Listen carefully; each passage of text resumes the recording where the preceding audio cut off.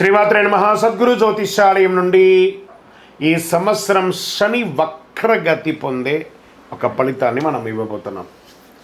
ఇది శని భగవానుడు జూలై 27, 2026 సోమవారం మీనరాశిలో వక్రగతిని ప్రారంభిస్తున్నారు. డిసెంబర్ 11 ఉదయం 3:51 వరకు మళ్ళీ మారి అవుతారు. దాదాపు 138 రోజుల పాటు ఈ వక్రగతి అనేది కొనసాగుతుంది. అసలు శని వక్రగతి అంటే ఏంటి? ఆల్రెడీ ఆయన అన్ని ప్రయాణం చేసి వెళ్ళిపోయారు కదా, అప్పుడు ఏమేమి మంచి చెడు అన్నీ ఇస్తుంటారు కదా, అది బాగుందా లేదని చెప్పి మళ్ళీ తిరిగి చూసి వెనక రావడాన్ని వక్రగతి అంటే. ప్రయాణం సాఫీగా సాగుతున్నది, మళ్ళీ తిరిగి రావడాన్ని వక్రగతి అంటారు.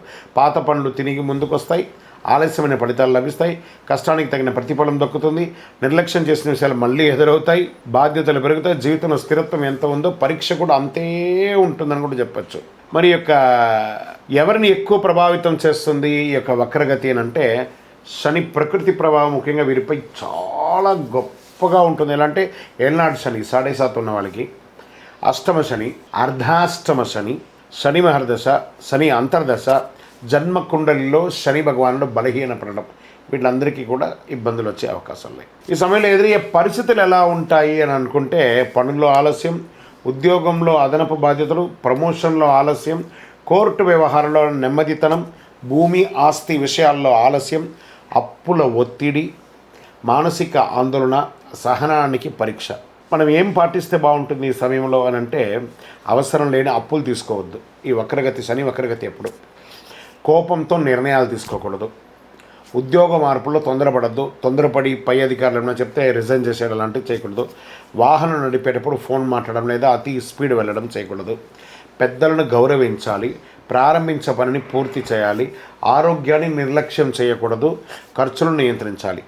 సరే, ఈ వక్రగతిలో ఎవరికైనా లాభం ఉందా అని అంటే కొంతమందికి ఉంది లాభం. ఎవరికి ఉంది? వృషభ రాశి వారు. శనిదేవుడు లాభస్థానంలో ప్రకృతిలో వక్రగతిలో ఉండడం వల్ల వచ్చే 6 నెలలు ఎంతో అనుకూలంగా ఉంటాయి. ఆర్థిక పరిస్థితి బలపడుతుంది, కొత్త ఆదాయ మార్గాలు ఏర్పడతాయి, ఉద్యోగంలో గుర్తింపు వస్తుంది, ప్రమోషన్ల అవకాశాలు ఉంటాయి, పాత వివాదాలు పరిష్కారం అవుతాయి, కుటుంబంలో ఆనందం పెరుగుతుంది, సమాజంలో గౌరవం పెరుగుతుంది. ఇంకా నెక్స్ట్ రాశి టాప్లో ఉన్న వాళ్ళలో వృశ్చిక రాశి వారు. శని పంచమ స్థానంలో వక్రగతిలో ఉండడం వల్ల అనేక అనుకూల మార్పులు వస్తున్నాయి. ఆరోగ్యం మెరుగుపడుతుంది, పెట్టుబడుల ద్వారా లాభాలు వచ్చే అవకాశం ఉంది, పెండింగ్ పనులు పూర్తవుతాయి, కుటుంబంలో సంతోషం పెరుగుతుంది, పిల్లల ద్వారా శుభవార్త వినే అవకాశాలు ఉన్నాయి, విదేశీయ అవకాశాలు బాగొస్తున్నాయి. మరి నెక్స్ట్ ఎవరున్నారంటే మకర రాశి వారు. శని 3వ స్థానంలో వక్రగతిలో సంచరించడం వల్ల ధైర్యం, ఆత్మవిశ్వాసం పెరుగుతుంది, ఫలితాల కష్టానికి తగిన గుర్తింపు, వ్యాపారాభివృద్ధి, ప్రయాణాల ద్వారా లాభం, ఆర్థిక పరిస్థితి మెరుగుదల, కొత్త అవకాశాలు వస్తాయి, శుభవార్తలు ఉండే అవకాశాలు ఉన్నాయి.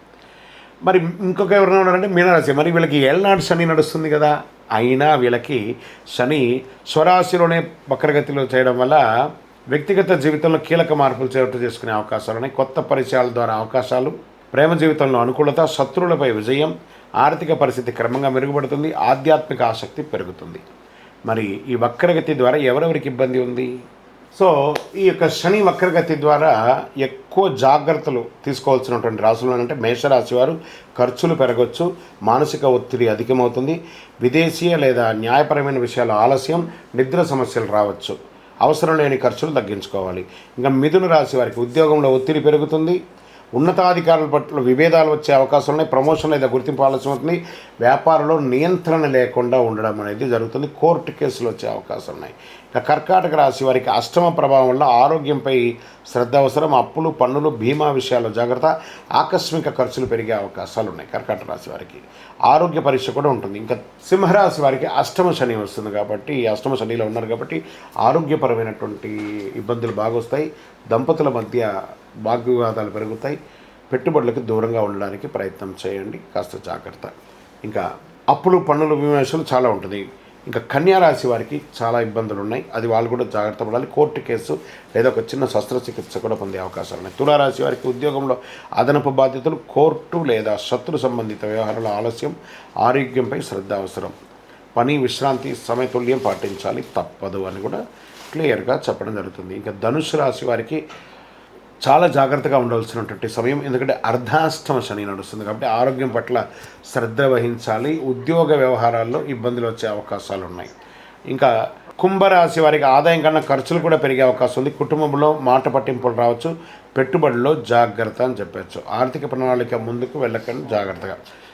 తక్కువ ఇబ్బందులతో అనుకూల ఫలితాలు కూడా పొందే వాళ్ళల్లో ప్రధానమైనటువంటి వారిలో వృషభ, వృశ్చిక, మకర, మీన రాశి వారు ఉన్నా కూడా శని వక్రగతి సమయంలో పాటించవలసినటువంటి కొన్ని పరిహారాలు ఉన్నాయి. ప్రతి ఒక్కరు 12 ద్వాదశ రాశుల వాళ్ళు పాటించాలి.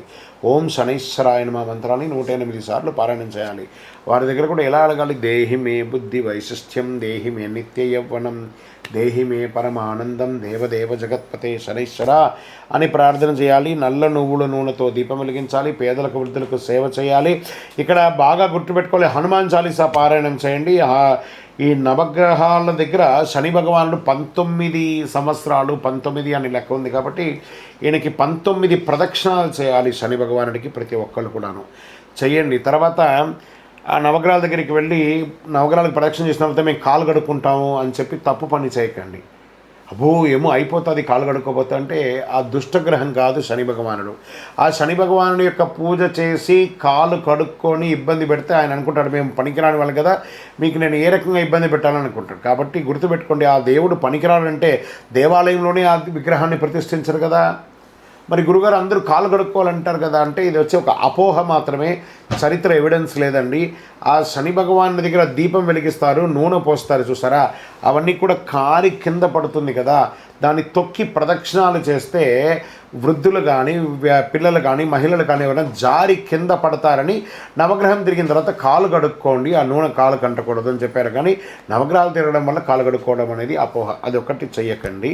19 ప్రదక్షిణాలు చేయండి. నువ్వులతో దీపం వెలిగించండి, నువ్వుల నూనెతో దీపం వెలిగించండి. బెల్లం కాకికి పెట్టండి.